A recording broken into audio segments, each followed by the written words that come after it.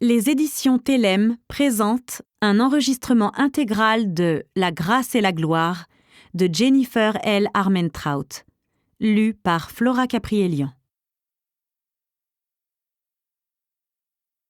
À tous les professionnels de la santé, aux premiers intervenants et aux travailleurs essentiels qui ont œuvré sans relâche et sans fin pour sauver des vies et garder les magasins ouverts, au péril de leur vie et de celle de leurs proches. Merci. Chapitre 1. Zane se tenait à quelques pas de moi. La brise de juillet, étonnamment fraîche, soulevait de ses épaules nues la pointe de ses cheveux blonds. Du moins était-ce ce que je croyais voir. Je devenais lentement aveugle. Mon champ de vision était déjà extrêmement limité. Je n'y voyais presque plus sur les côtés. Tôt ou tard, ma vue se réduirait à une tête d'épingle.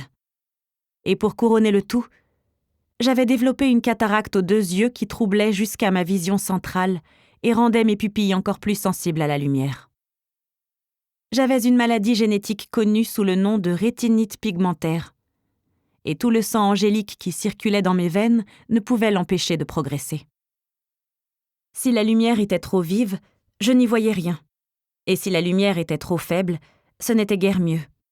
La nuit, j'avais du mal à distinguer quoi que ce soit, tout me paraissant plongé dans l'ombre. Bref, avec pour seul éclairage les lampadaires de Rock Creek Park le long du chemin derrière moi, il était plus que probable que mon imagination me joue des tours. D'autant plus que j'avais vécu un affreux traumatisme quelques jours plus tôt, sous la forme d'une raclée aux proportions épiques de la part de ce psychopathe d'Archange Gabriel, également connu sous le nom de précurseur aux interminables monologues. Alors Dieu seul savait l'effet que tout ça avait eu sur mes yeux, ou mon cerveau. Ce Zane pouvait être une hallucination créée par une lésion cérébrale ou par le chagrin. 2 possibilités qui auraient eu plus de sens. Car comment aurait-il pu se tenir devant moi? Zane était... Oh, bon Dieu. Il était mort.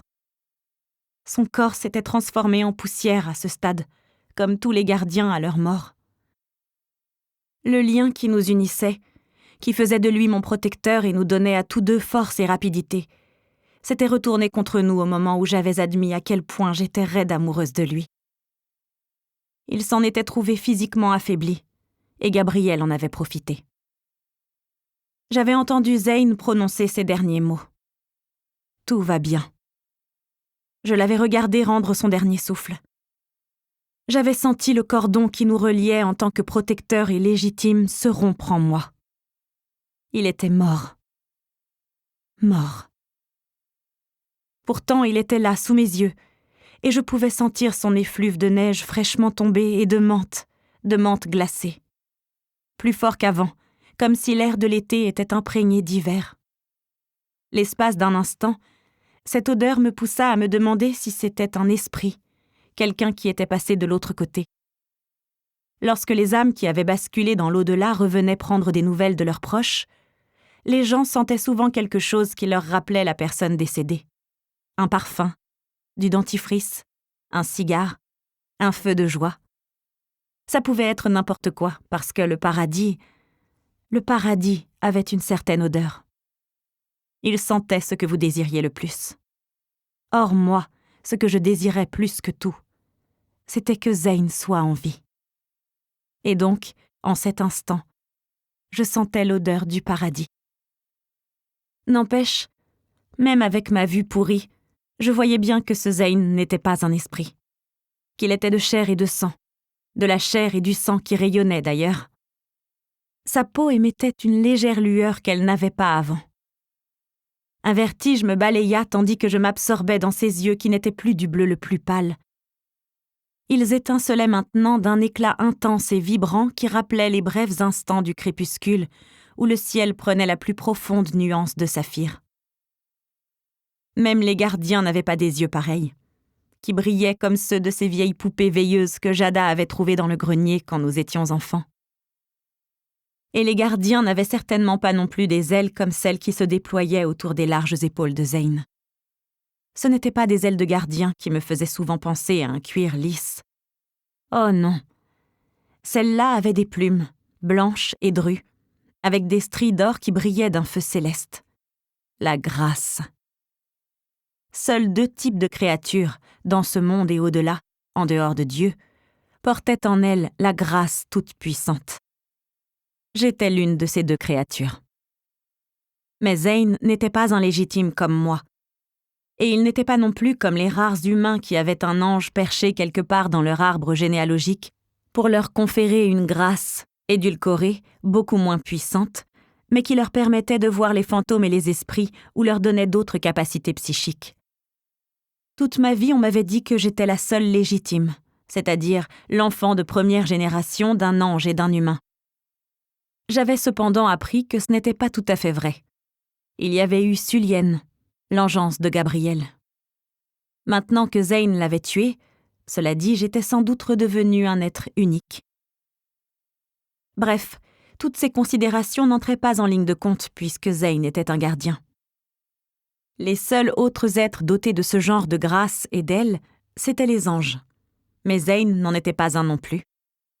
Et pourtant... Thráin. Mon Dieu, c'était sa voix. Mon corps tout entier se mit à trembler. J'aurais donné n'importe quoi pour entendre sa voix de nouveau, et voilà que je l'entendais. J'avançais d'un pas vacillant.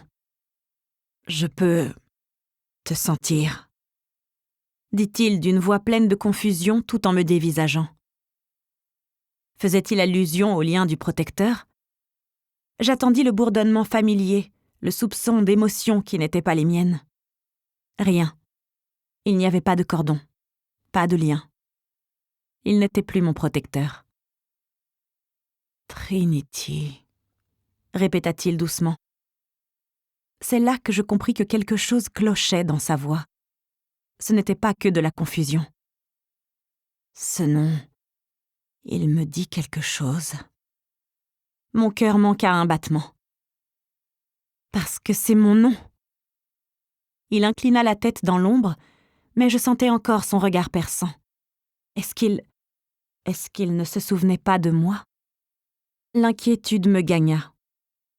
J'ignorais par quel moyen il était revenu et pourquoi il ressemblait à un ange, mais si quelque chose avait affecté sa mémoire, je l'aiderais. On réglerait ça ensemble. Tout ce qui comptait, c'était qu'il soit en vie. Je fis un pas de plus et tendis le bras. Alors qu'il se tenait à plusieurs mètres, il se retrouva tout à coup devant moi, ses ailes incroyables occultant le reste du monde. Zane s'était déplacé plus vite que n'importe quel gardien, et même plus vite que moi. Surprise, je détournai la tête en sillant. Au fond de moi, je savais que Zane, connaissant le fonctionnement de ma vision et la difficulté que j'avais à suivre les mouvements, n'aurait pas bougé comme ça.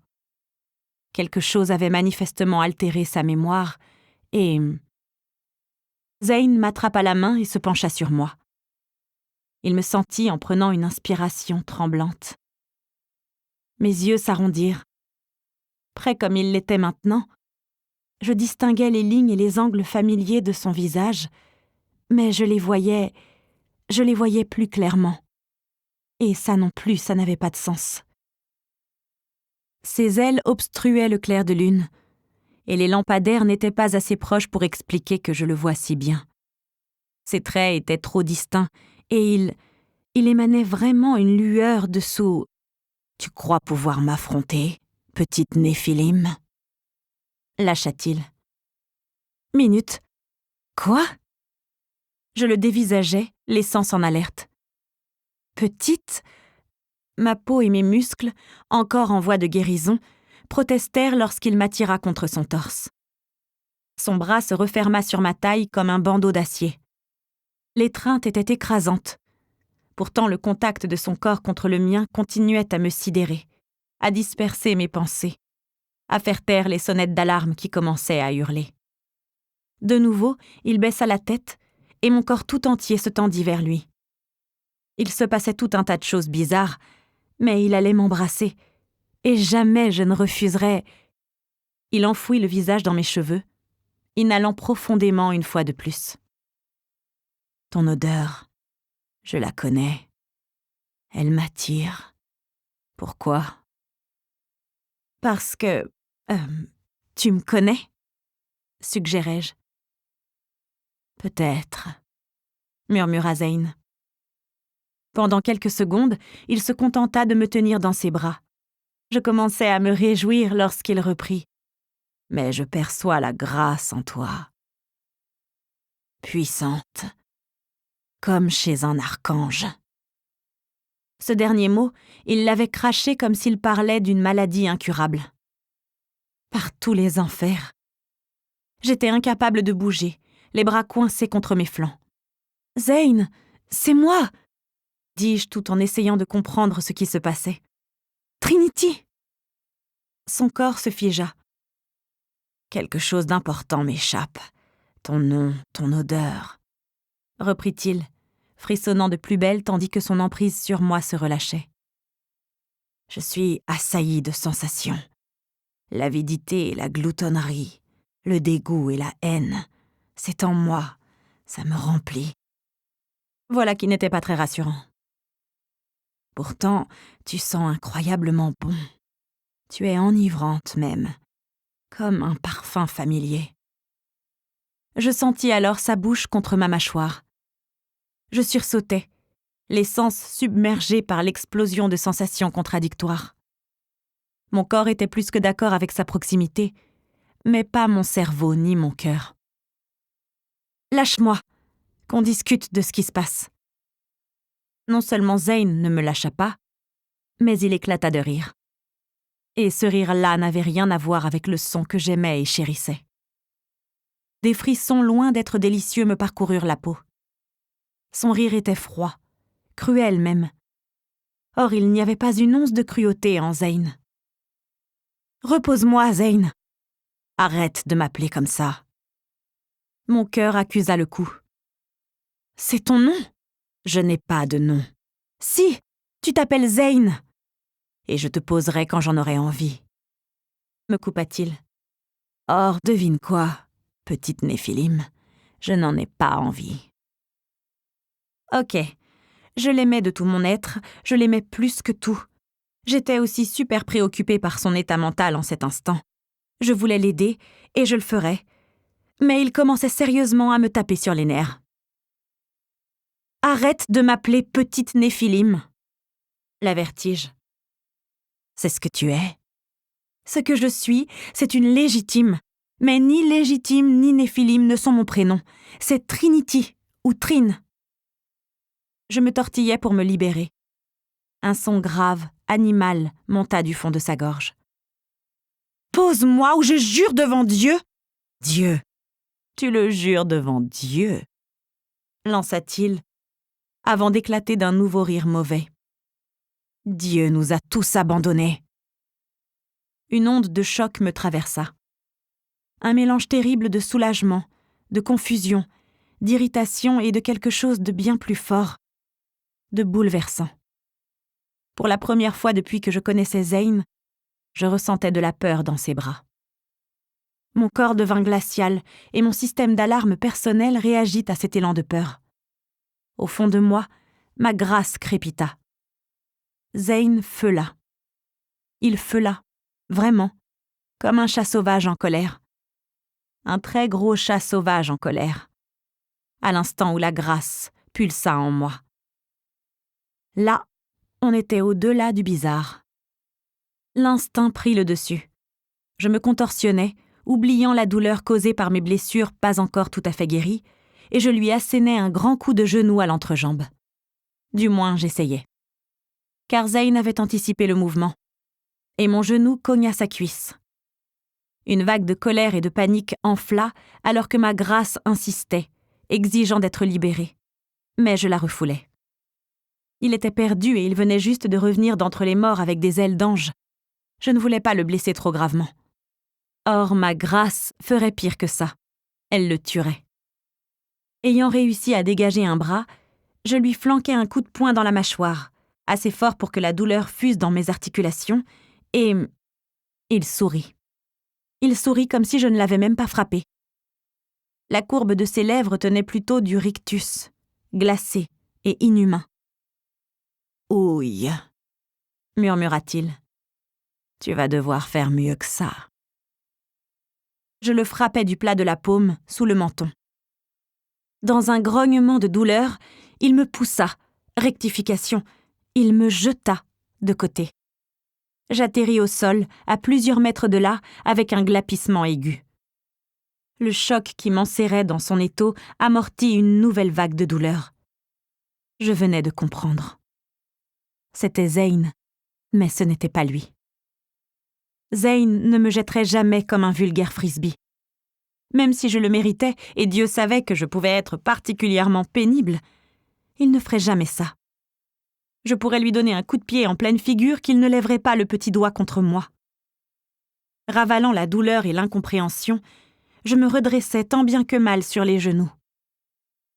Un éclair de peau dorée et d'ailes fulgura devant moi, trop rapide pour que je puisse le suivre. Puis Zane me saisit par le col de mon t-shirt pour me suspendre au-dessus du sol. Bon sang! Ses ailes s'élevèrent et se déployèrent. Elles étaient immenses et magnifiques. Et aussi tout à fait effrayantes, là. Il me tenait à bout de bras comme si je n'étais rien de plus qu'un bébé en train de piquer une colère. Et un petit bébé encore. Ce constat acheva d'enclencher mon côté vicieux. Je lançai le pied devant moi et le cueillis en plein ventre. Sa prise se relâcha sur mon t-shirt et soudain, je volai en arrière. J'atterris au sol une fois de plus, à plat ventre. La douleur me transperça les côtes alors que mes poumons se vidaient à l'impact. Ok. C'était plutôt ça, être balancé comme un frisbee. Maintenant, je connaissais la différence. Bon à savoir. En gémissant, je roulais sur le dos et entrepris de m'asseoir. Je n'allais pas très loin. Déjà, il était là, au-dessus de moi, son visage planté devant le mien, ses yeux bleus brillants comme deux échardes de glace. Son regard me pétrifia jusqu'à l'âme. « Zane, je t'en prie !» Il m'attrapa le menton en enfonçant rudement les doigts dans ma peau. « Arrête de m'appeler comme ça !»« C'est ton nom !»« Faux !»« Comment je suis censée t'appeler alors ?» criai-je. « Du con ?» Nouveau sourire en coin. « Tu peux m'appeler la mort. Qu'en penses-tu ?» Une peur immense me submergea, que je cachais de mon mieux. Ce que j'en pense, que c'est plutôt débile. Le sourire en coin se figea. Je lui décochai un coup de poing. Sa main jaillit, m'attrapa le poignet. Il ne m'avait même pas lâché le menton. Cette situation m'est familière. Que je te signale que tu racontes des conneries ? Pas étonnant. Il plissa les yeux. Non, ça, le combat. Parce qu'on s'est entraînés ensemble. On s'est combattus, lui expliquai-je à toute vitesse, en tâchant de surmonter ma panique et ma colère. Pas pour se faire du mal, jamais pour se faire du mal. Il tordit le cou sur le côté, les yeux clos. Jamais pour se faire du mal, répéta-t-il lentement, à croire qu'il ne comprenait pas comment ces mots pouvaient aller ensemble. Ce n'est pas... Ses doigts s'enfoncèrent encore, si serrés à présent que ma mâchoire allait éclater, j'en étais sûre. Tu me connais. Tu es importante. Je ravalais ma peur. Parce que, oui, on se connaît, on est ensemble. Tu ne ferais jamais ça, tu ne me ferais pas de mal. Ah non, fit-il encore plus perplexe. Pourquoi ça ? Tu es une Néphilim ? Tu portes la grâce d'un archange. On s'en fiche. Tu ne me ferais pas de mal, parce que tu m'aimes. Chuchotai-je, la voix cassée, les larmes aux yeux. Voilà pourquoi. Il sursauta et me lâcha le menton, comme s'il venait de se brûler. Aimer, je t'aime. Oui, oui, on s'aime, Zane. Et quoi qu'il te soit arrivé, on peut arranger ça, on peut trouver une solution ensemble et... On... Sa main s'enroula autour de ma gorge en un étau à 2 doigts d'être mortel. Il n'y a pas de on qui tienne. Il n'y a pas de Zane, cracha-t-il. Je suis un déchu. Il ne s'écoula pas assez de temps pour que ces mots fassent des dégâts, ni même sens. Car sa main serrait au point que seule une infime quantité d'air pouvait encore circuler. Allait-il accentuer encore la pression ? Si oui, était-il revenu à la vie juste pour me tuer? Quelle ironie du sort! Si c'était le cas, j'allais évidemment être super morte et super énervée, mais j'aurais aussi le cœur brisé. Parce que lorsque Zane sortirait de cette transe, ou se secourait de l'espèce d'influence qu'il subissait, le remords le tuerait de nouveau. Je ne méritais pas ça, et lui non plus. Ce que je fis ensuite est difficile à expliquer. Mes doigts tremblants montèrent d'eux-mêmes se poser sur sa joue, et mon autre main se pressa contre sa poitrine, chair contre chair. Zane cligna les yeux, et reculant d'un bond, il relâcha sa prise. Un bref instant de confusion assombrit ses yeux brillants, un répit que je mis à profit pour aspirer goulûment du bon oxygène. Je ne savais pas ce qui l'avait amené à me lâcher, ce qui l'avait empêché d'exercer un peu plus de pression. Trop heureuse de respirer de nouveau, je m'en fichais pour l'instant. Il referma la main sur mon épaule et je me crispais, mais il se contenta de me retourner sur le dos. Un geste presque tendre. Il secoua de nouveau la tête, ce qui fit onduler des mèches de ses cheveux blonds. « Qu'est-ce que... Pourquoi tu ne m'attaques pas? Pourquoi tu me touches? Je sens le pouvoir en toi. Tu peux me combattre. Tu ne gagneras pas, mais c'est mieux que de rester allongé là. » Mieux que de ne pas le tuer, avais-je envie de nuancer. Mais même moi, je me rendais compte que la précision serait inutile. Raisonner avec lui ne fonctionnerait pas. Je pouvais crier sur tous les toits que je l'aimais, ça ne ferait aucune différence. Je devais me tirer de là, gagner un endroit sûr pour tâcher de comprendre ce qui se passait, bon sang. Je détestais devoir faire ce qui allait suivre, mais je ne voyais pas d'autre option. D'une main à ma cuisse, je dégainais la dague de fer qui était restée camouflée sous mon t-shirt long. « Pourquoi refuses-tu de lutter ?» demandait-il encore. « Tu es l'ennemi, tu devrais te battre contre moi. » Inutile de relever qu'il me traitait d'ennemi. « Je ne me battrai pas contre toi parce que je t'aime, espèce d'idiot !»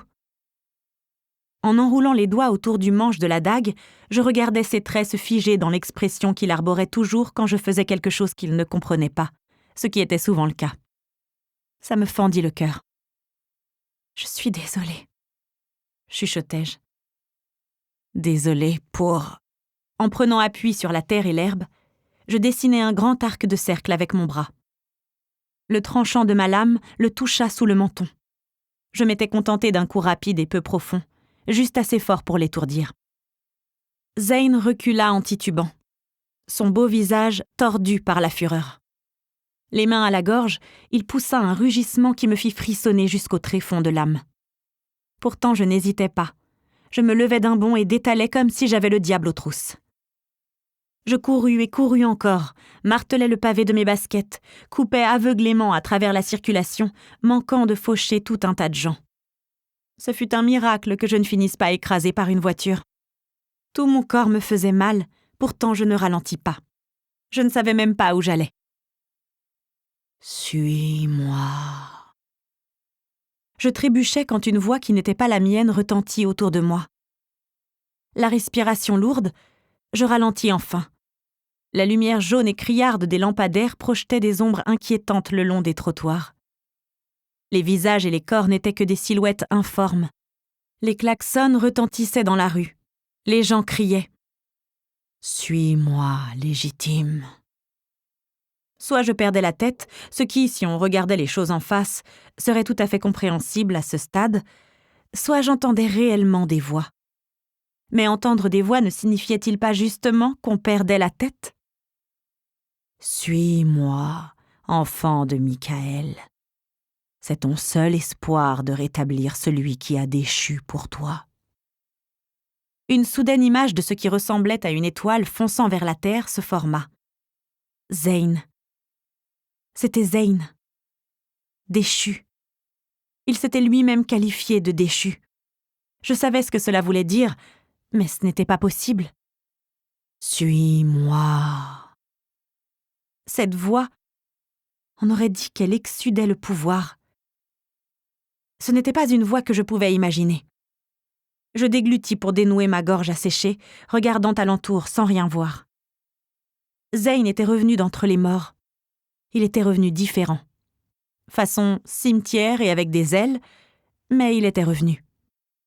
C'était lui, et il était vivant. Alors après tout, je pouvais bien entendre une voix dans ma tête. Tout était possible au point où on en était. Bon, mais en admettant que la voix soit réelle, comment étais-je censée suivre quelque chose que je ne voyais pas? Sitôt cette pensée formulée, j'entendis « Fais confiance à ta grâce. Elle sait où aller. Tu as déjà parcouru la moitié du chemin jusqu'à ta destination. » Faire confiance à ma grâce. Je faillis éclater de rire, mais j'étais trop essoufflée pour ça. J'avais déjà parcouru la moitié du chemin jusqu'à ma destination. Je n'avais fait que courir, aveuglément, sans pensée réfléchie. Comme lorsque j'avais touché Zane. L'instinct avait pris le dessus dans les deux cas. Or, l'instinct et la grâce étaient une seule et même chose. J'étais prête à tout tenter, du moment que ça m'amenait à comprendre ce qui était arrivé à Zane. Accélérant le rythme, je me remis à courir, tout droit, jusqu'à ce que je tourne à gauche. Sans raison. Je coupais par une rue, puis je continuais. Ensuite, je pris à droite. Il commença à pleuvoir en continu. Je n'avais aucune idée de l'endroit où j'allais. Le cœur cognant contre mes côtes, je traversais un carrefour encombré. Je n'avais pas réentendu la voix, et juste au moment où je commençais à craindre de l'avoir imaginée, je vis se dessiner de l'autre côté de la rue la silhouette d'une église. Construite en pierre avec de nombreux clochers et tourelles, elle semblait tout droit sortie de l'époque médiévale. Tout en moi sut que c'était là que j'avais été guidée. Comment ou pourquoi, en revanche, aucune idée. Je crus reconnaître l'église en montant ses larges marches, puis en passant entre deux lampadaires allumés. Saint-Patrick ou quelque chose comme ça, non? Le clair de lune se reflétait sur la croix au-dessus de la porte, et l'espace d'un instant, on aurait dit qu'elle brillait d'une lumière céleste. En passant sous l'arche, je pris une brève inspiration. La pluie dégoulinait le long de mon visage et de mes vêtements. Du sang maculait encore mon menton. Était-ce le mien? Celui de Zane? Impossible à dire. J'avais le mauvais pressentiment de m'être cassé de nouveau une côte tout juste ressoudée. Pourtant, je n'éprouvais aucune douleur. Peut-être parce que je ressentais tellement de choses que cela ne laissait aucune place à mon corps pour s'exprimer. Quand il faut y aller, marmonnai-je en m'approchant de la porte. Je m'immobilisai. Tous les poils de mon corps se dressaient. Le sentiment de malaise grandissait, au point que j'avais du mal à avaler. Sans la moindre idée de ce qui m'attendait, je poussai les lourdes portes et entrai dans le bâtiment vieux de plus de 2 siècles. Aussitôt, un courant électrique dansa sur ma peau, comme une mise en garde, un avertissement que je m'aventurais dans un lieu où je n'avais rien à faire. L'enfant d'un ange, sans parler d'un archange, c'était carrément interdit, quand bien même j'avais été créée pour me battre au nom de tout ce qui était sacré. Pas étonnant que mon instinct me hurle de faire demi-tour et de prendre mes jambes à mon cou. Pourtant, je n'en fis rien. Mes muscles se crispèrent lorsqu'une petite porte s'ouvrit sur ma droite en grinçant. Un jeune prêtre en aube blanche bordée de rouge apparut. Il m'adressa un signe de tête. « Par ici, s'il vous plaît. » Sans savoir si je devais me réjouir d'être apparemment attendue ou vraiment flippée, je me mis en mouvement. En silence, je suivis le prêtre dans un couloir étroit où il s'arrêtait tous les quelques mètres pour allumer des bougies. Sans cette précaution, je serais probablement rentrée dans un mur. La statue de Saint Brendan le navigateur gardait l'entrée de la nef de l'église. Un bateau dans une main et un bâton dans l'autre. Sainte Brigide se dressait en face de lui, une main sur le cœur. J'avais l'impression assez désagréable que les statues me suivaient du regard tandis que le prêtre me conduisait vers le sanctuaire. Et alors que mes yeux reconstituaient lentement ce que je voyais, je m'immobilisais. 4 anges de pierre agenouillés sur le sol, les ailes repliées. Dans leurs mains reposaient des vasques de ce que je devinais être de l'eau bénite, car je doutais qu'ils soient là pour recueillir l'eau de pluie. Le prêtre s'écarta et me fit signe d'avancer. Le cœur serré, je pénétrai dans le sanctuaire. Droit devant, Une croix de près de 4 mètres de haut était accrochée au-dessus de l'autel principal, portant à la fois Jésus crucifié et ressuscité. Une brise glaciale me balaya, et mon souffle suivant forma des nuages brumeux. C'était étrange, tout comme la riche odeur de bois de santal qui flottait dans l'air froid. En me retournant, je constatais que le prêtre avait disparu, évanoui. Super. Loin de moi l'idée d'être sacrilège ou quoi que ce soit, mais ce n'était pas un endroit où j'avais très envie de rester seule. Je passais devant les anges de pierre. À l'unisson, ils levèrent leur tête inclinée et tendirent leurs vasques dans un grondement de pierre. Oh mon Dieu, le cauchemar! L'estomac retourné, je résistais à l'envie de repartir en courant. Le bras de l'un des anges se détacha de sa vasque pour lentement pointer vers la droite de l'autel. Secoué de frissons, je pivotais et poussais un cri. Il se tenait devant l'autel, vêtu d'une sorte de tunique et d'un pantalon blanc qu'on ne pouvait s'acheter sur Amazon. Les contours de son corps semblèrent scintiller, le temps qu'il acquiert une forme corporelle complète. De la pointe de ses boucles blond-blanc jusqu'à ses pieds nus, il était la plus belle chose que j'aie jamais vue. Avant que je puisse prononcer un mot, ses ailes se déployèrent sur au moins 2 mètres dans chaque direction. Elles étaient si lumineuses et blanches qu'elles brillaient même dans la pénombre. Elles se mouvaient sans bruit, mais l'air brassé par leur puissance balaya mes cheveux en arrière, quand bien même plusieurs mètres nous séparaient. Je plissais les yeux et me penchais en avant. Qu'y avait-il au bout de chaque aile? Quelque chose qui... Oh mon Dieu! Il y avait des yeux au bout de ces ailes, des centaines d'yeux. Saisi d'un frisson glacé, je reportai mon attention sur son visage, mais je dus rapidement détourner le regard tant sa vision était douloureuse. La pureté de sa beauté me transperçait la peau, comme pour mettre en lumière toutes les idées noires que j'avais jamais eues. Je savais ce qu'il était. Quel type d'ange? Un trône. Les regarder, c'était exposer tous ses secrets les plus enfouis et être jugé pour chacun. Or, il me jugeait en ce moment même.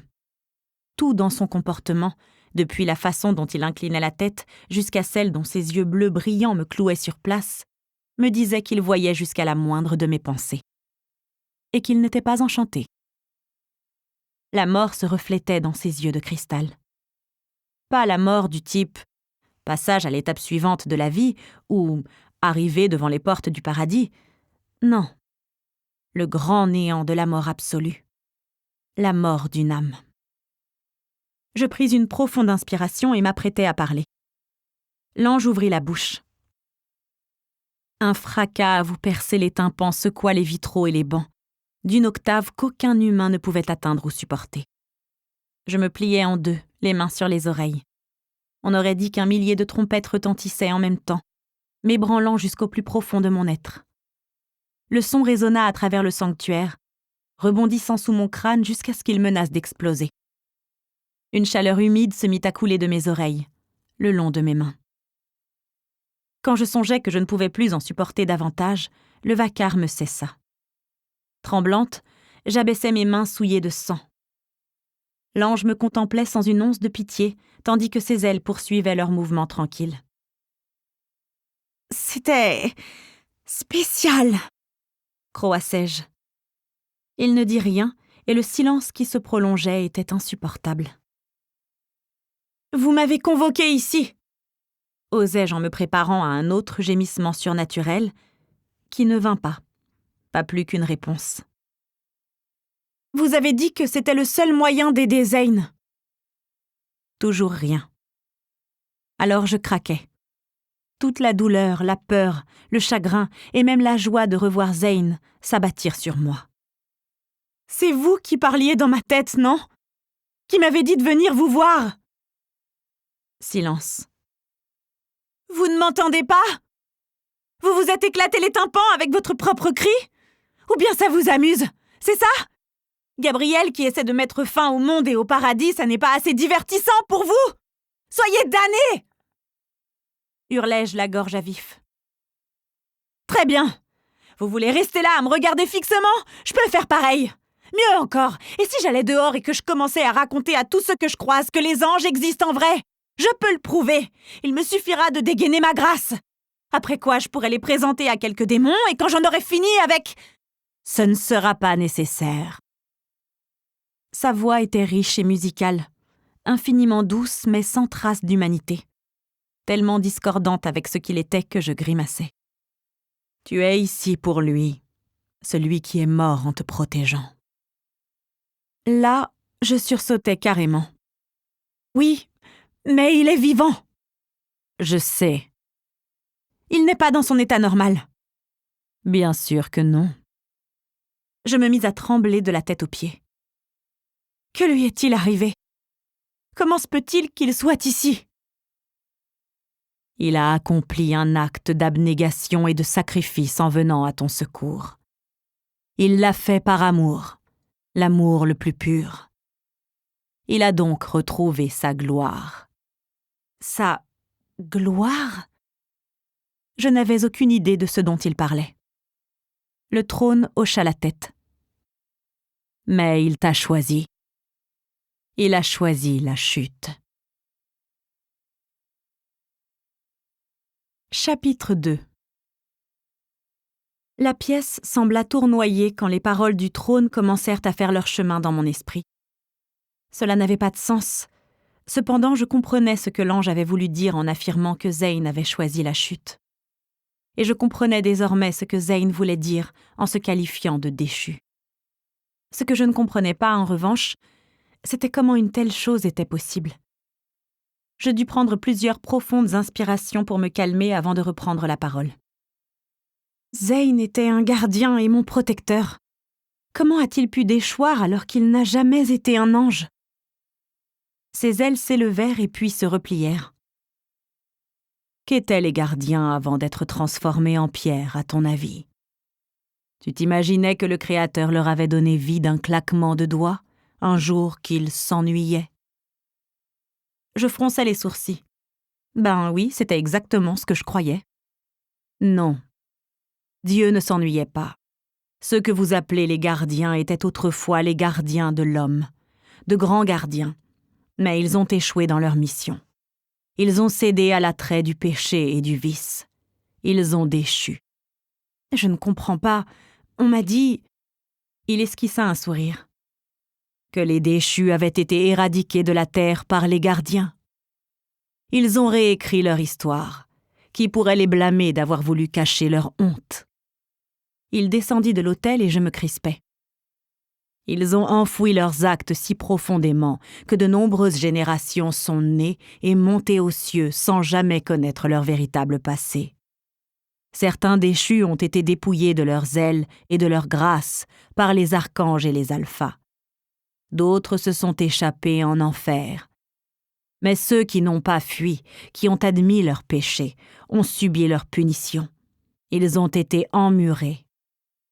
« Vivants » chuchotai-je. Ils sont devenus un symbole, une mise en garde.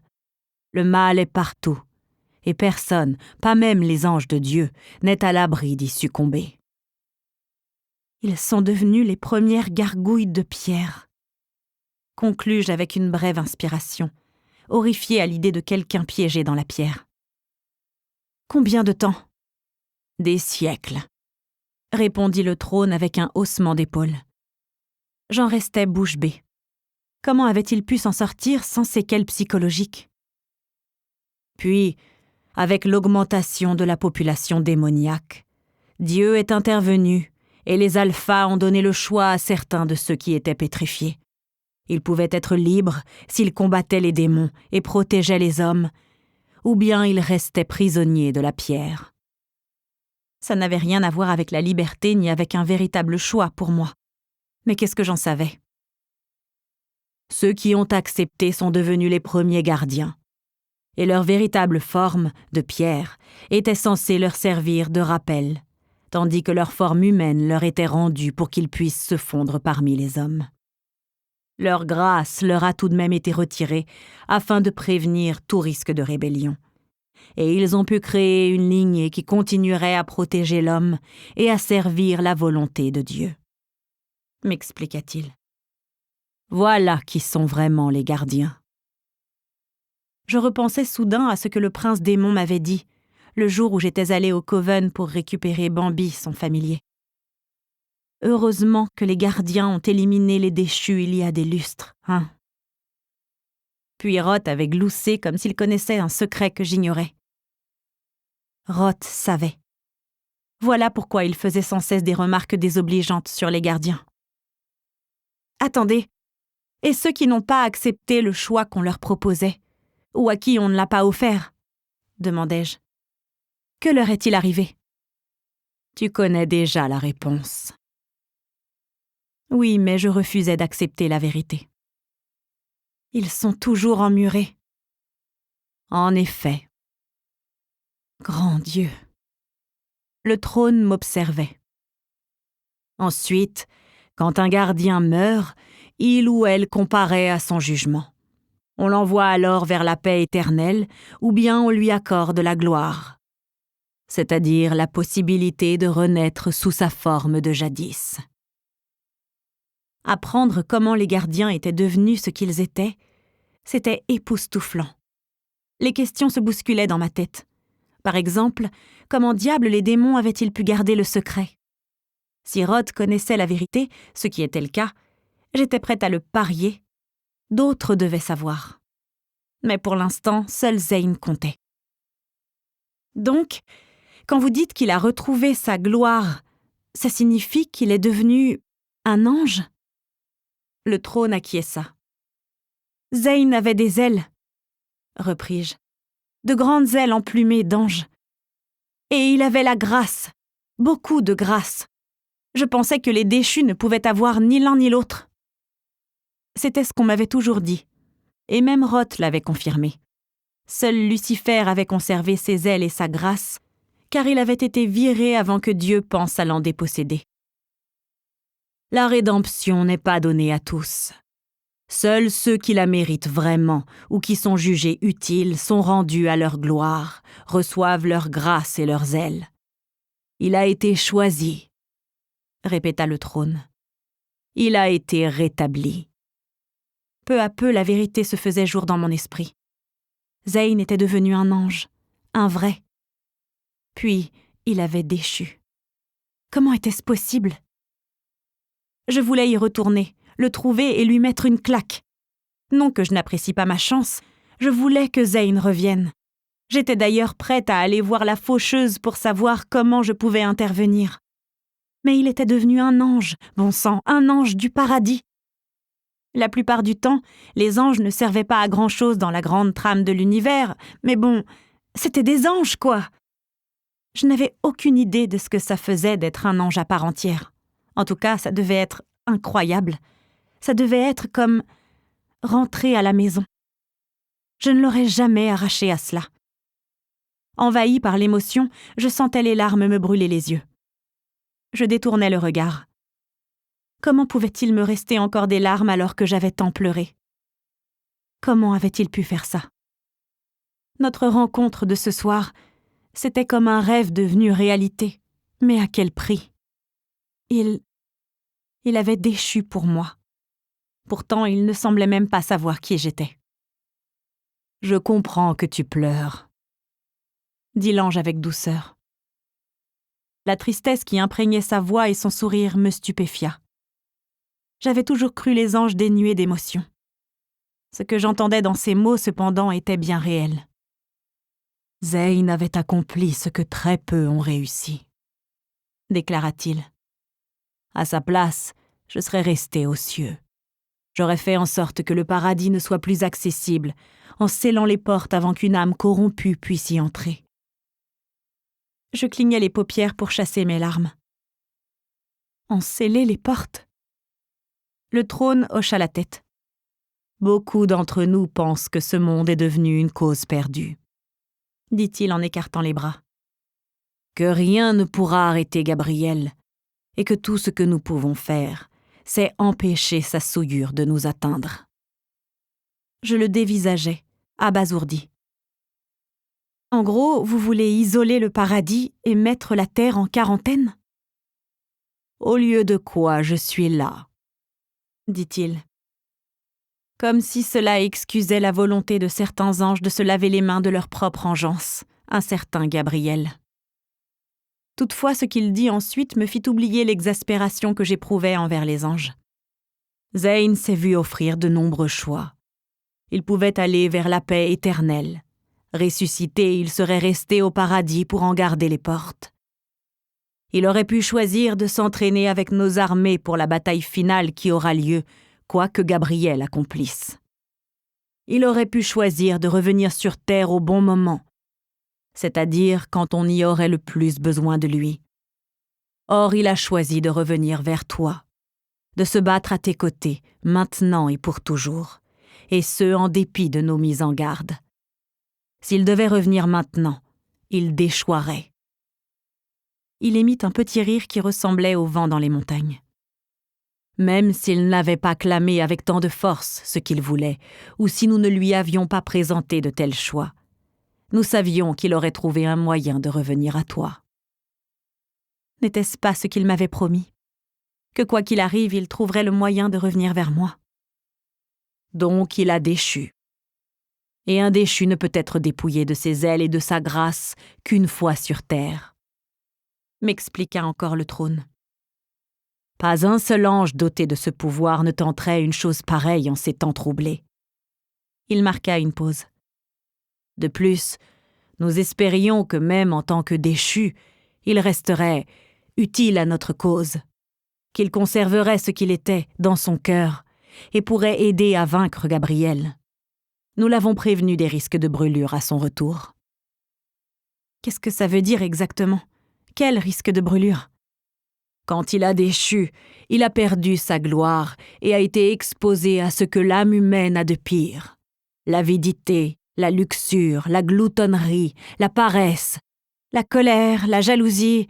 Ok, j'ai compris. Le coupai-je. Si je n'avais pas déjà affronté Gabriel et si mon père n'était pas l'archange Michael, j'aurais peut-être été intimidée par le regard sombre que me lança le trône. Il a dit quelque chose sur le trop-plein de sensations qui l'assaillait. C'était comme si... je ne sais pas. Comme s'il reconnaissait des détails familiers chez moi, mais que ce qu'il ressentait le bloquait, ou quelque chose comme ça. Et puis, il semblait percevoir ma grâce. Il m'a attaqué.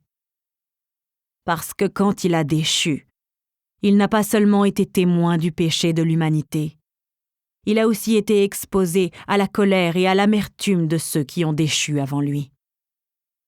J'en restais sans voix. Je n'arrivais même pas à appréhender ce que Zayn pouvait bien ressentir.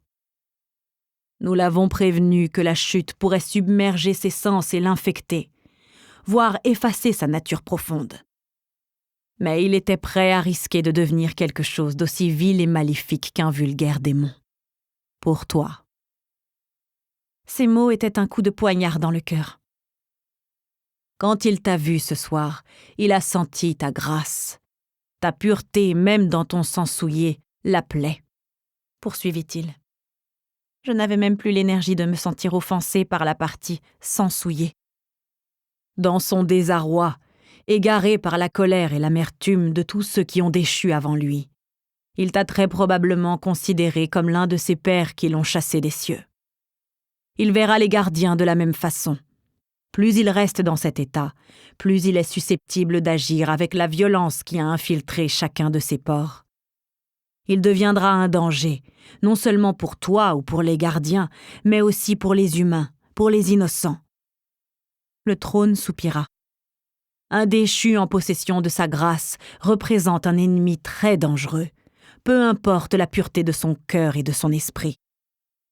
Nous avions espéré qu'il reviendrait indemne. Nous avions tort. Voilà tout. Des mots tellement définitifs. Un poids insupportable s'abattit sur ma poitrine. Quelle idiote d'avoir cru que mon cœur en avait fini avec la douleur. Elle était toujours là, qui ressurgissait. Il avait renoncé à tout pour être avec moi. Et par un horrible coup du sort, il semblait qu'il soit devenu quelque chose qui l'aurait abhorré. Il n'y a pas d'espoir alors ? demandai-je d'une voix faible et fatiguée. Il ne redeviendra pas celui qu'il était. Il ne peut pas se sortir de cet état. Le trône recula et la lumière autour de lui disparut lentement. Il y a toujours de l'espoir si l'on a la foi. La foi. Je faillis éclater de rire. Mais si je cédais à cette impulsion, je n'arriverais probablement plus à m'arrêter. Le jeune prêtre devrait appeler quelqu'un à l'aide. À supposer que le jeune prêtre soit encore là. Il semblait s'être volatilisé. Le trône se mit à clignoter, puis il redevint clair. Tu t'en es bien sorti malgré tes défauts. Beaucoup ne croyaient pas que tu survivrais à ta première bataille avec Gabriel. Waouh! Je me sentais hyper mieux d'un coup. Ton père croyait en toi, cependant. Ah bon? L'incrédulité sonnait comme une cloche d'église dans ma voix. Je crus le voir sourire de nouveau, mais avec l'extinction de sa lueur, ses traits étaient flous. C'est pourquoi il t'a offert un cadeau. Un cadeau? Répétai-je avec méfiance. Je ne voulais pas de cadeau. Je voulais retrouver Zane, le Zane que je connaissais et que j'aimais. Pas le psychopathe détraqué qui rôdait là dehors à faire Dieu seul savait quoi. Notamment des choses qui anéantiraient Zane, parce que celui-ci était bon jusqu'à la moelle. Tu as déjà reçu son cadeau. L'ange tendit la main et passa les doigts sur ma joue. Une décharge électrique me traversa. Ma grâce crépita et les coins de mon champ de vision blanchirent. C'est ce qui est en toi, le cadeau. C'est la grâce et la gloire mêlées. Un pouvoir qui est à la fois au-delà de ce que ton esprit peut comprendre et qui n'appartient qu'à toi. Utilise-le pour frapper le cœur enfermé au sein du chaos. C'est alors que je compris. L'épée de Michael. Il recula d'un pas, les yeux sur ses ailes clignant à l'unisson. Vous dites que je suis censée utiliser l'épée de Michael contre Zane? Fis-je d'une voix devenue suraiguë.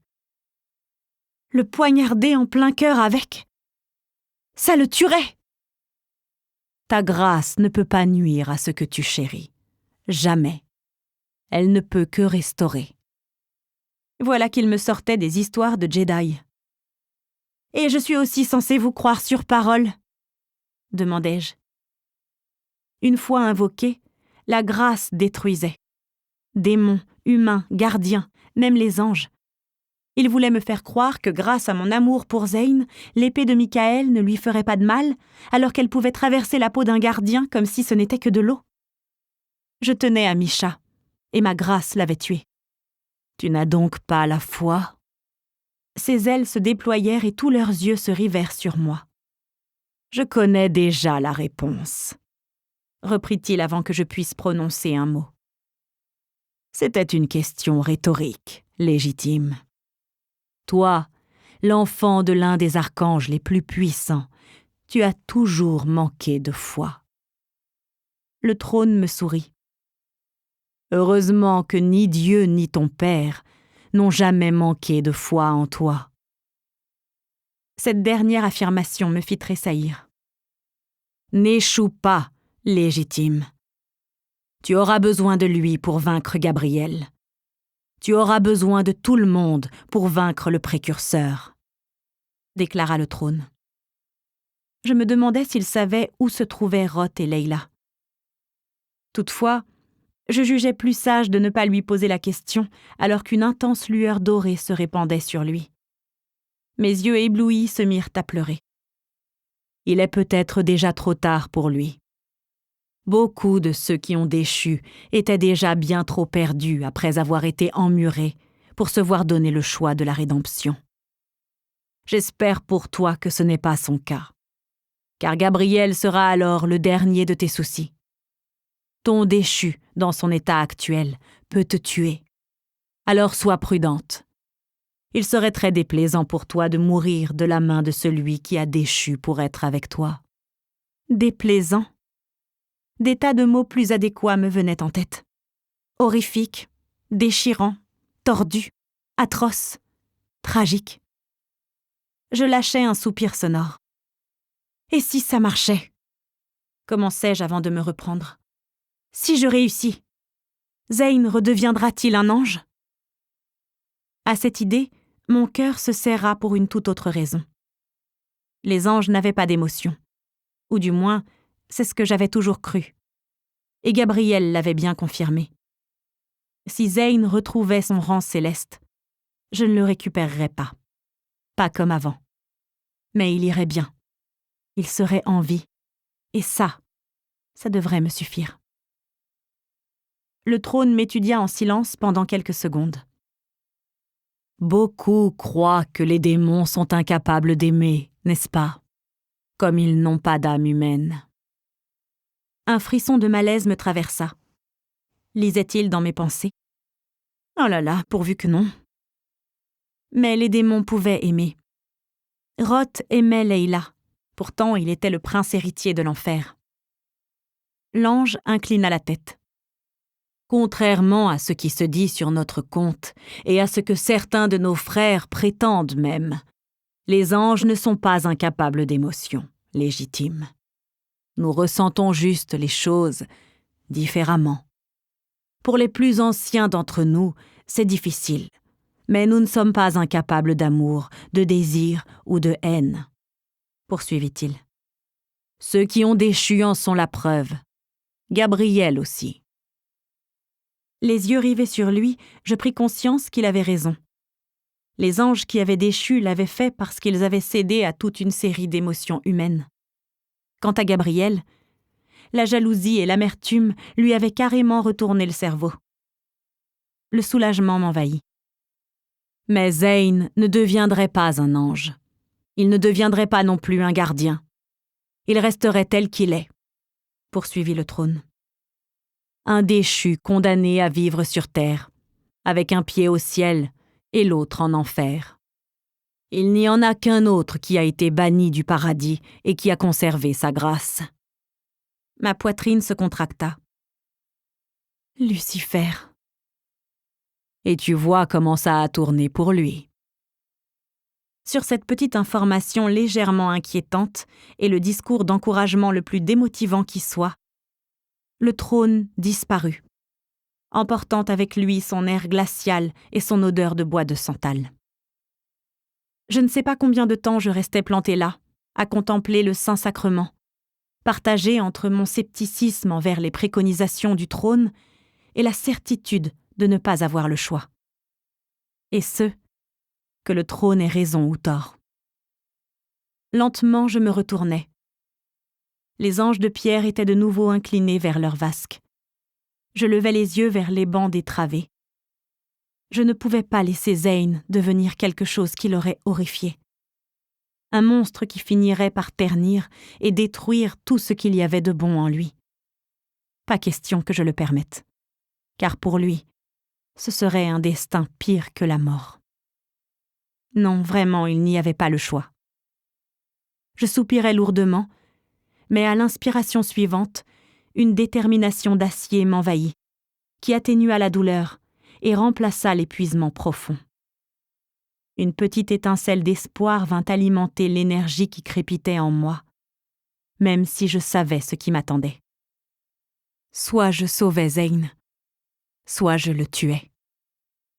Ou alors, il me tuait. Chapitre 3. J'avais beaucoup de choses en tête. Pendant la prochaine transfiguration, qui aurait lieu d'ici quelques semaines seulement, Gabriel avait prévu de créer une brèche entre la terre et le ciel pour que le démon Baël et les âmes de l'enfer puissent entrer au paradis. Je devais trouver un moyen de l'arrêter. C'était mon devoir en tant que légitime, la mission que j'attendais depuis toujours. Mais je n'étais pas assez forte pour vaincre Gabriel seule, je le savais. C'était pourquoi Roth et Leila essayaient de faire monter Lucifer sur terre. C'était pourquoi le trône avait insisté sur la participation de Zane. Je devrais élaborer un plan au cas où Roth et Leila échoueraient. Mais Zane, c'était lui la priorité maintenant. Le devoir attendrait, et tant pis si cela contrariait Dieu. La première chose que je fis en quittant l'église fut de sortir mon téléphone de ma poche arrière. Par chance, l'appareil avait survécu au traitement qui venait de m'être infligé, à savoir être secoué et jeté comme une poupée de chiffon. Plissant les yeux face à la lumière de l'écran, je fis défiler mes contacts. À un moment donné, Zeyn y avait ajouté le numéro de Nikolai. « En cas d'urgence », avait-il précisé une nuit où nous traquions le précurseur et Baël. Si là ce n'était pas une urgence, je ne savais pas ce que c'était. Je devais transmettre à Nikolai et au clan les informations sur Zeyn, au cas où ils entreraient en contact avec lui. S'ils ne se souvenaient pas de moi, je doutais qu'ils les reconnaissent eux. Le cœur lourd, les doigts serrés sur le combiné, j'entendis les 2 sonneries s'égrener avant que Nikolai, le chef du clan des gardiens de Dissy, décroche. « Allô ?»« Nikolai ? C'est Trinity !» dis-je en ouvrant l'œil au cas où Zeyn déciderait que rester caché des humains n'était pas sa priorité. « Il faut que je te voie. C'est urgent. »« Est-ce que tout va bien ?» L'inquiétude perçait dans sa voix. Il m'avait rendu visite plus d'une fois avec Danica pendant ma convalescence. Danica et lui sortaient ensemble. C'était le terme ? Les gardiens ne sortaient pas vraiment ensemble. Ils se rencontraient et s'accouplaient. Mais Nikolai et Danica avaient rompu avec cette tradition. « Par l'enfer !» dit-il après un moment. « C'est une question idiote. Les choses vont-elles aussi bien que possible ?» « Eh bien, » commençai-je en étirant le dernier mot. « Plus ou moins. Plutôt moins. » Visage flou, les passants tenaient leur parapluie comme s'ils avaient l'espoir d'arrêter la pluie qui tombait en biais maintenant. Ce que je devais dire à Nikolai ne pouvait être annoncé au téléphone. « J'ai besoin de te parler en personne. »« Tu es à l'appartement ? Je peux t'y retrouver dans 20 minutes. »« Non, je ne suis pas à l'appartement, » répondis-je. « Je pense que je suis à l'église Saint-Patrick. » Un moment de silence s'ensuivit. « Ai-je vraiment envie de savoir ce que tu fais là-bas ? » Probablement pas, mais je te raconterai tout. Ok. Donne-moi 1 seconde. J'entendis un bruissement de papier, puis il reprit. Des doit être dans le coin. Je vais lui demander de prendre une voiture et de venir te chercher. Nouvelle pause. Il avait les emplois du temps de tous les gardiens sur papier ou quoi ? Tu es seul ? Sans démon, en tout cas, répondis-je à voix basse. C'est bien sage de ta part d'être dehors toute seule. Trop préoccupée pour être irritée par sa question, je me contentais de « Sans doute pas. Dis à Dez que je l'attends. » Sur quoi je mis fin à l'appel et allai m'abriter sous le tympan de l'église pour réfléchir à la façon dont j'annoncerais à Nikolai que Zeyn était vivant et tout ce que cela impliquait. Je doutais qu'il sache la vérité sur ce qu'il était, mais le trône ne m'avait pas demandé de garder le secret. Je m'appuyais contre le mur. Une douleur commençait à me lanciner les tempes tandis que je montais la garde, promenant un regard méfiant sur le flot continu de badauds et de voitures, en espérant que Dez se rappelait que je n'avais pas la meilleure vue qui soit. Je n'avais vraiment pas envie de monter dans la mauvaise voiture. Environ 10 minutes plus tard, un SUV de couleur sombre s'approcha au ralenti du trottoir et, au bout d'1 seconde, la vitre côté passager s'abaissa. Je ne voyais pas à l'intérieur de l'habitacle, mais je reconnus la voix. « Trinity ?» appela Dez. Il s'était souvenu. Merci, petit Jésus.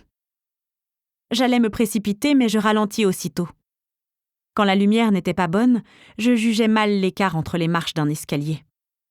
Je réussis à descendre sans tomber la tête la première. Avant, j'avais quelqu'un tout proche de moi lorsque je devais arpenter un trottoir bondé. J'avais pris l'habitude de parcourir les rues avec Zeyn, qui me dégageait le trottoir comme une sorte de Moïse super sexy. Ne me demandez pas comment, mais il m'ouvrait la voie tout en restant à côté de moi au lieu de marcher devant. Mon cœur se serra quand j'ouvris la porte du SUV et que je grimpais dedans. Je vais le ramener. Je vais le ramener, me promis-je en m'installant sur le siège en cuir. Désolée, fis-je en fermant la portière, gênée. Je suis trempée. Pas de souci, répondit Dez. Je jetai un coup d'œil au gardien. Il était jeune, 2 ou 3 ans de plus que Zane. Il avait les jumeaux les plus mignons que j'ai jamais vus. L'un des deux, Izzy, apprenait juste à se transformer. Elle avait aussi la drôle de manie de mordre les orteils, ce qui était étrangement choupinet.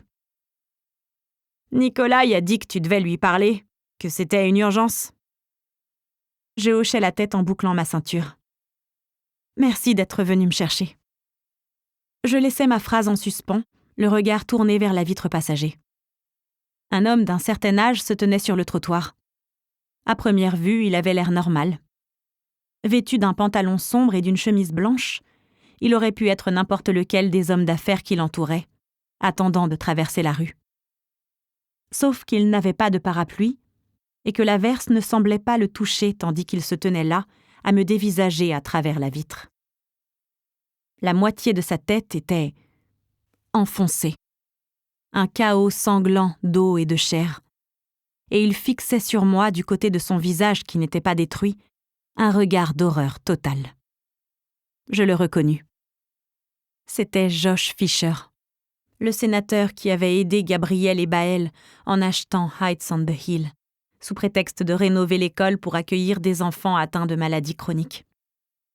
En réalité, le terrain sur lequel se dressait le bâtiment était une bouche de l'enfer, tout droit sorti d'un épisode de Buffy, en plein milieu d'une conjonction de pouvoirs spirituels où se croisaient plusieurs lignes énergétiques puissantes. Gabriel avait besoin de cette école pour accéder à ce qui se trouvait dans le sol en dessous. Là, il avait déjà créé le portail qui deviendrait, au bout du compte, la porte du paradis. Et Gabriel et Baël avaient trouvé la personne parfaite pour les aider. Le sénateur Fisher s'y était engagé sans hésiter, dans une tentative désespérée de se voir ramener sa femme décédée. Je refusais d'éprouver de la pitié pour cet homme.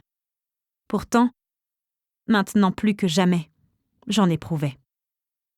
Je comprenais comment ce genre de perte et de chagrin pouvait pousser quelqu'un à commettre l'impensable. Mais il était mort maintenant.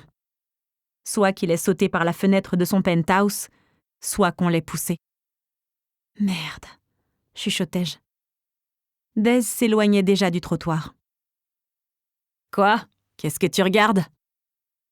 Je tordis le cou, sur le point de lui dire d'arrêter le véhicule, mais en un clin d'œil, le sénateur Fisher avait disparu. Bon sang. Je me rassis contre le siège.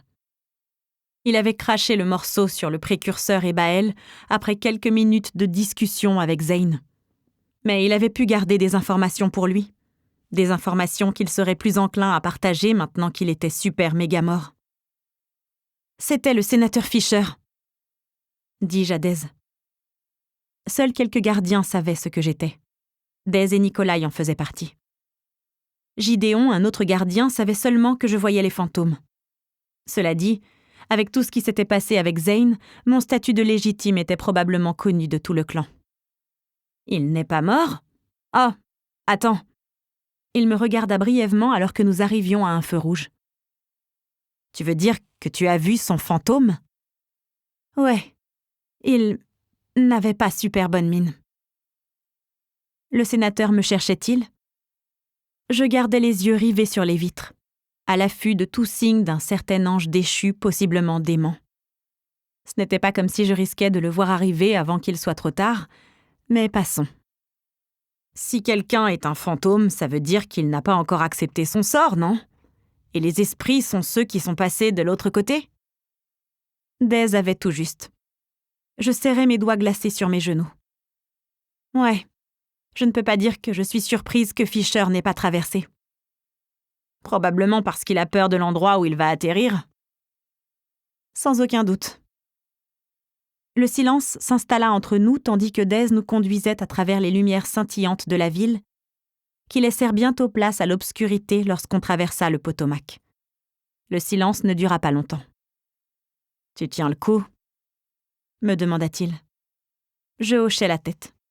« Comment se passe ta convalescence ?» Je dus réprimer un soupçon d'agacement. Dez ne faisait pas semblant de compatir. C'était un vrai gentil, comme Zane. L'intérêt qu'il me témoignait n'aurait pas dû m'irriter. « Bien. répondis-je, serrant un peu plus les doigts sur mes genoux. C'est moins moche que ça n'en a l'air. J'en suis soulagée parce que je dois être honnête avec toi, ça paraît douloureux. Ce n'était pas très marrant au début, convins-je. À vrai dire, j'avais souffert le martyre. Et pas seulement à cause de la cicatrisation de la peau et des os brisés qui se ressoudaient. Se réveiller et se rappeler que Zane était vraiment parti, voilà ce qui avait été le pire. Je subirais volontiers 1 millier d'heures de guérison de mon corps, encore et encore, si cela m'épargnait la réalité froide et déchirante de sa mort. Et il y avait une chance que je doive passer par là de nouveau. Je pris une profonde inspiration et relâchai mes genoux. Je sais que Zane comptait beaucoup pour toi, reprit Des après un moment. Je fermai les yeux de toutes mes forces, ce qui tira sur ma peau encore en voie de cicatrisation. Je sais que tu comptais beaucoup pour lui. Il comptait beaucoup pour nous tous. Lorsqu'il prit une inspiration émue, je dus me faire violence pour ne pas lui révéler sur le champ ce qui se passait. Mais je ne voulais pas avoir à l'expliquer plusieurs fois. Zane était tout. Des s'éclaircit la gorge. Il était le meilleur d'entre nous. Je ne pense pas qu'il en ait jamais eu conscience. Et je suis sûre qu'il ignorait que nous nous serions tous ralliés à lui s'il avait pris la relève de son père. On se fichait de ce qui s'était produit dans le passé.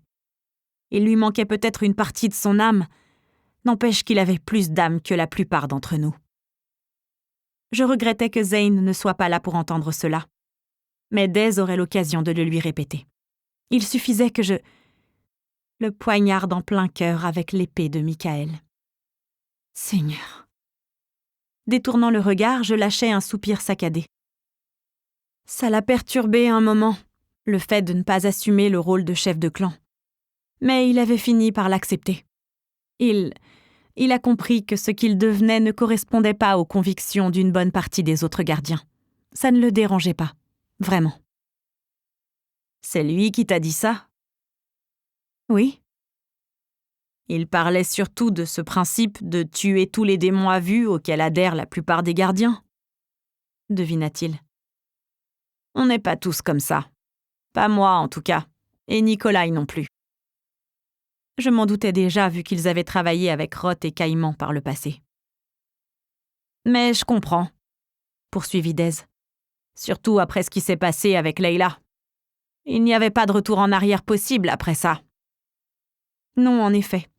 Le père de Zane et presque tout le clan étaient prêts à la tuer après qu'elle avait accidentellement pris une partie de son âme. Ils l'avaient élevée. Ils auraient dû savoir qu'il n'y avait aucune intention malveillante derrière ses actes. Juste de la stupidité de sa part et de celle de Zane.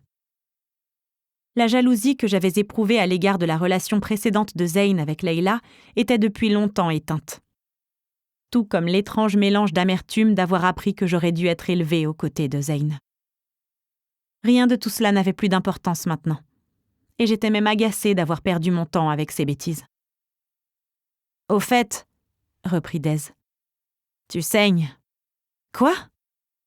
Je portais la main à mon menton. Mes doigts en revinrent poisseux. C'était donc bien mon sang. « Ce n'est rien, » éludai-je en m'essuyant sur mon jean. « Je vois, » murmura-t-il. Par chance, il ne dit plus rien ensuite. Mais le trajet jusqu'à l'enceinte des gardiens me sembla durer une éternité. Quand Des s'arrêta enfin devant l'énorme bâtisse, je bondis pratiquement du SUV. Des ne tarda pas non plus. Je m'élançai. Et trébuchai promptement sur la première marche, faute de l'avoir vue. Avec un soupir, je me redressai et poursuivis plus prudemment. Des me contourna et m'ouvrit la porte. Il fallut quelques instants à mes yeux pour s'adapter à la lumière vive du vestibule tandis que je suivais Des vers le bureau de Nikolai. En chemin, nous croisâmes quelques gardiens qui sortaient pour la soirée ou au contraire rentraient au bercail. L'écart qu'ils marquaient pour nous éviter me fit comprendre qu'ils avaient probablement appris la vérité sur moi. J'aurais dû m'en inquiéter. Nombre de gardiens n'étaient pas vraiment à l'aise avec l'idée qu'une légitime traîne dans les parages. En grande partie à cause d'une histoire presque oubliée, que je ne connaissais d'ailleurs même pas jusqu'à ce que Thierry, le chef du clan des Hautes-Terres du Potomac, qui était plus un père pour moi que Michael, m'en parle. Apparemment, un lien s'était créé et avait ensuite conduit à une rébellion. Beaucoup de gardiens avaient été tués. Les relations avec les gardiens avaient été rompues et les légitimes s'étaient éteints. Jusqu'à moi. Et jusqu'à Sulienne.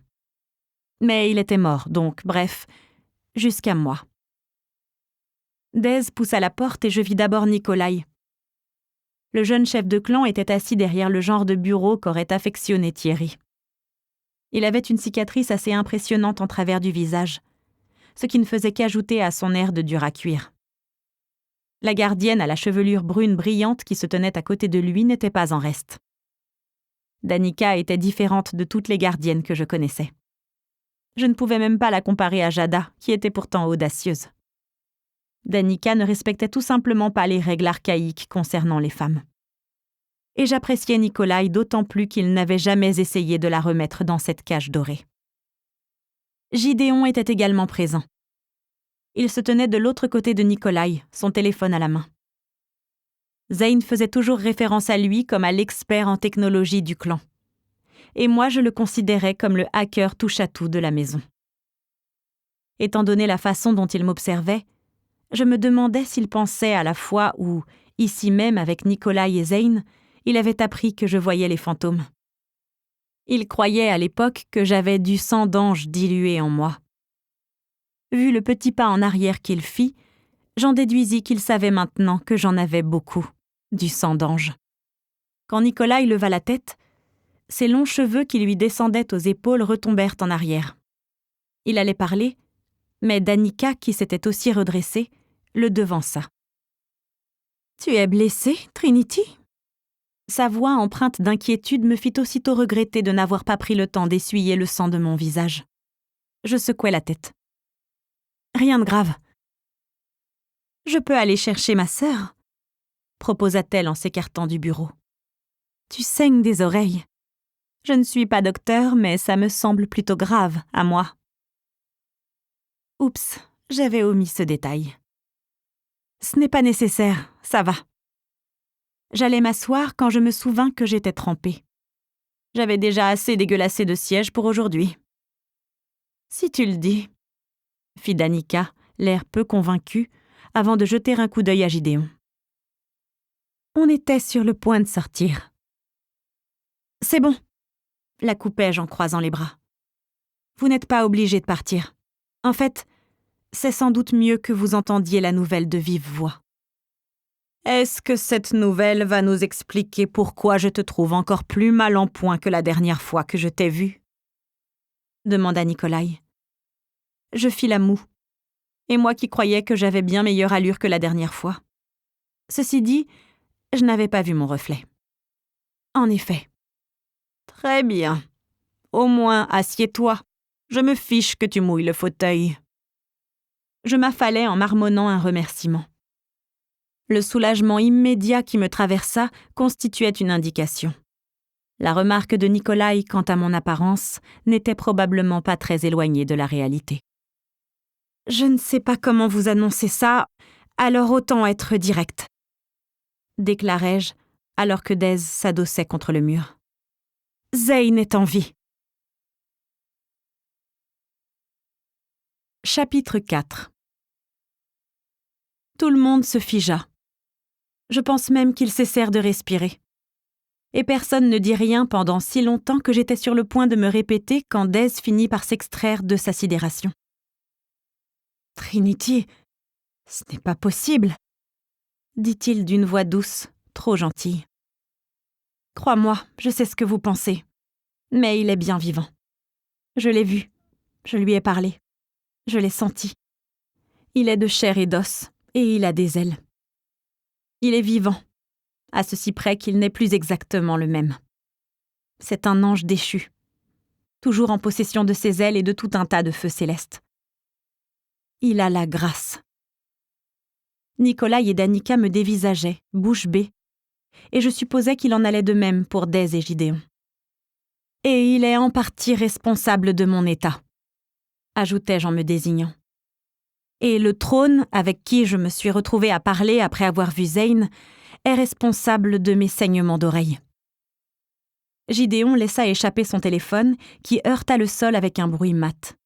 « Mieux vaut que tu le laisses là où il est, » lui conseillai-je, « parce que je ne fais que commencer. »« Ok, » chuchota-t-il. Zane m'a trouvé à Rock Creek Park, et il ne m'a pas tout à fait reconnue. C'était comme s'il savait qui j'étais au début, puis plus vraiment. Et ensuite il est parti en vrille, ambiance Fight Club. J'ai réussi à lui échapper. Enfin, disons que je l'ai plus ou moins tailladé, et puis je me suis enfuie, et pendant que je courais, j'ai entendu une voix dans ma tête qui me disait d'aller à l'église.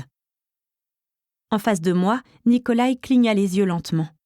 Sachant pertinemment que mon histoire semblait insensée, je continuais pourtant à raconter.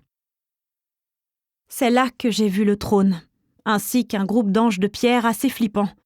Mais cela n'apporte rien au récit, même si les avoir vus bouger va me hanter pour le restant de mes jours. Le trône m'a raconté ce qui s'est passé. Là, je leur répétais tout ce qu'il m'avait appris, à l'exception de ce que j'étais censée faire.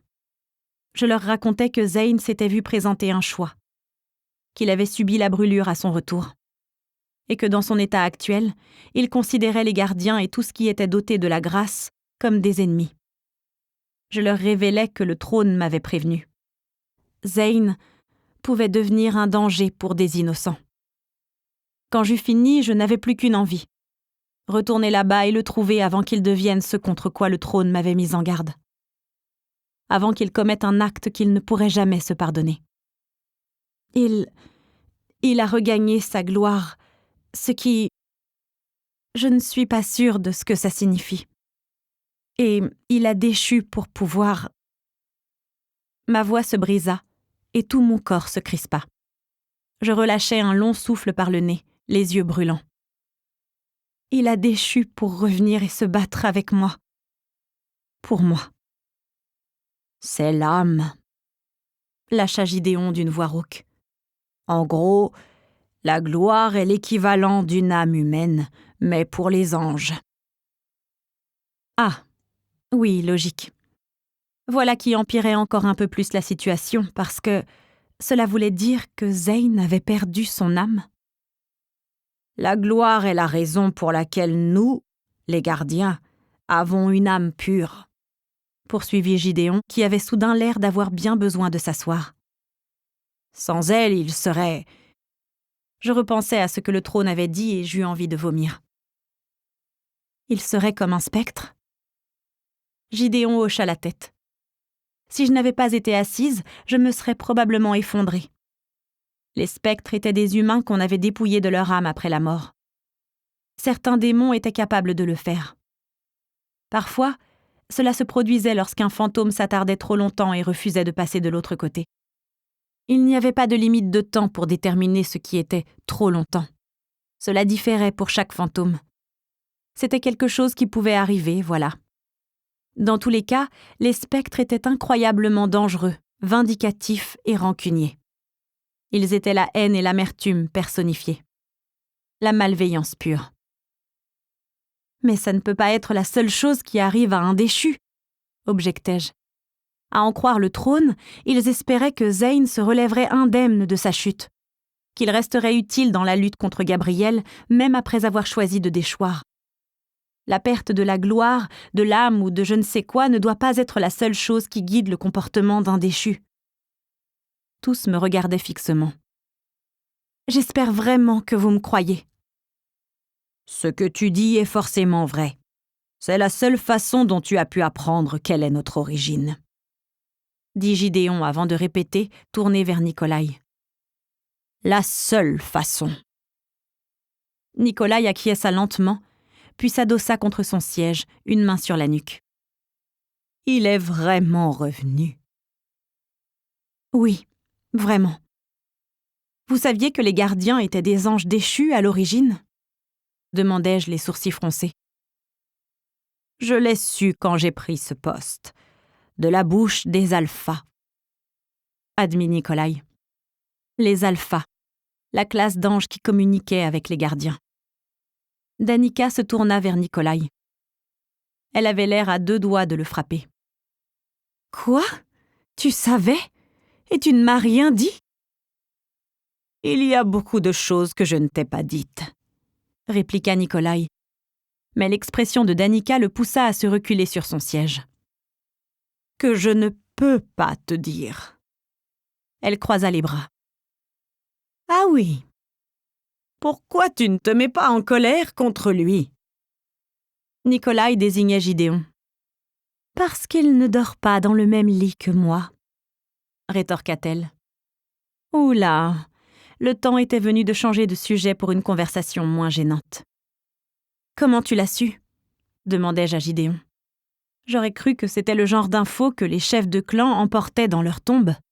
« C'est vrai, mais j'ai accès à beaucoup de vieux livres, de lettres et de journaux datant d'il y a très longtemps. Je suis tombé par hasard sur les journaux intimes d'un gardien de 2e ou 3e génération. C'est là que je l'ai lu, et j'en ai parlé à Abbott, » expliqua-t-il en faisant référence au père de Zane. Il me l'a confirmé. Danica se plaqua une main sur la bouche. « Alors Zane est... » Elle venait de prendre conscience que leur ami était vivant. « Comment il est ? C'est Zane, sauf pour les ailes. Elles sont devenues blanches et striées de grâce. Et ses prunelles sont d'un bleu profond, très profond, genre d'une couleur irréelle. » Je baissai les yeux vers mes mains sales. Il avait l'air bien.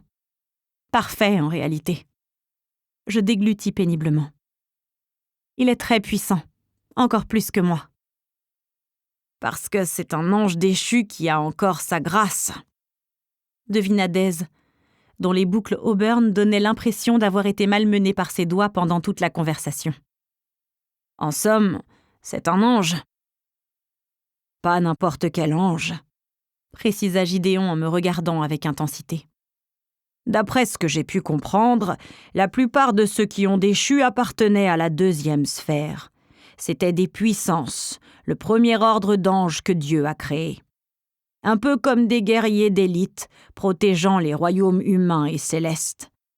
C'est d'eux que nous descendons. Il est une puissance, c'est pour cela que tu as vu sa grâce dans ses ailes. Il a autant de jus en lui qu'un archange. Super. Pourquoi est-ce qu'il ne pouvait pas provenir de, je ne sais pas moi, des anges gardiens, tiens, ou de ceux qui se contentaient de chanter des cantiques à Dieu ou quelque chose comme ça ? Mais non, il fallait qu'ils soient des guerriers d'élite. Une puissance déchue, chuchota Nikolai, qui maintenant se prenait le visage entre les mains. D'où Jésus ? Pratiquement impossible à arrêter. Le clan est déjà en état d'alerte maximale depuis l'affaire précurseur Gabriel. Mais on n'a pas d'autre choix que d'avertir tout le monde pour Zane et de préciser qu'il est imprévisible pour le moment. Je vais veiller à ce que tout le monde soit mis au courant, annonça Gideon. La perspective de devoir mettre en garde les gardiens contre la dangerosité de Zane me détruisait. C'était pour ça que j'étais venue, mais... Il n'est pas encore complètement mauvais. Une partie de lui m'a reconnue. Et ce n'est pas un vœu pieux parce qu'il aurait pu me causer de sérieux dégâts, voire me tuer. Pourtant, il ne l'a pas fait.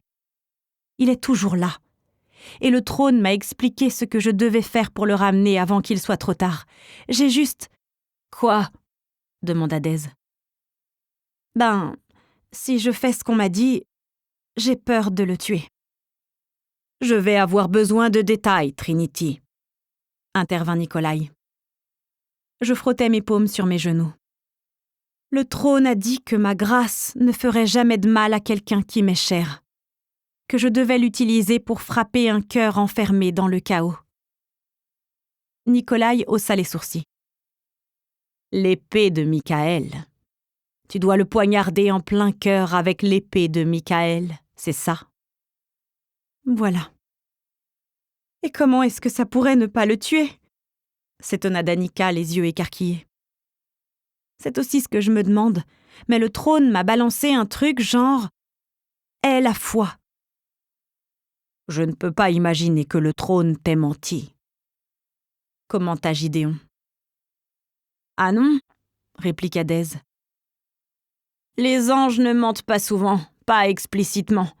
En revanche, ils omettent pas mal de vérités quand ça les arrange. Les trônes sont différents, cependant. Ils sont la voix de la vérité, et ils perçoivent les mensonges, insista Gideon. Je repensais à tous ces yeux super flippants. Si le trône lui a dit ça, c'est que ce doit être vrai. Mes mains s'immobilisèrent. Vrai ou pas, je dois le faire. Zane est dans la nature en ce moment, et je n'ai aucune idée de ce qu'il fabrique. Avec un peu de chance, il fait la sieste ou il mange des trucs gras. Ce n'est probablement pas le cas, cela dit. Et le trône, il m'a bien prévenu qu'il pourrait déjà être trop tard. Que toutes les choses qu'il a ressenties quand il a déchu et qu'il ressent maintenant l'ont peut-être déjà infecté. Danica détourna la tête. Je savais que pour elle comme pour moi, cette idée était insupportable. Je pris une inspiration tremblante. Si je n'essaie pas de le ramener, que je ne prends pas ce risque, il basculera. Il fera des choses que Zane ne ferait jamais. C'est déjà le cas, semble-t-il, indiqua doucement Nikolai en me regardant fixement. Je savais ce qu'il voyait. De nouvelles ecchymoses. La cruelle vérité de ses propos me frappa en plein cœur. Je ne peux pas le laisser se transformer en monstre. Je ne lui ferai pas ça. Je ne permettrai pas que ça lui arrive. C'est hors de question. Je suis d'accord, acquiesça Daise sans une seconde d'hésitation. Nikolai posa les mains sur le bureau. Alors, quel est le plan? Qu'est-ce qui se passe maintenant? Et si je commençais par prendre une douche? J'étais couverte de terre et de boue, et de sang. Je doutais que ce soit ce à quoi Nikolai faisait allusion. Je doutais aussi d'en avoir le temps. Je vais partir à la recherche de Zane. Il m'a trouvée une fois, je pense qu'il me trouvera de nouveau. Le trône a laissé entendre qu'il serait attiré par ma grâce. Ensuite, je le ramènerai. Ok, fit Nikolai, avant de se tourner vers Daise. Nous espérons que vous avez apprécié cet aperçu. Pour continuer à écouter ce livre audio sur Google Play Livres, utilisez le lien dans la description de la vidéo.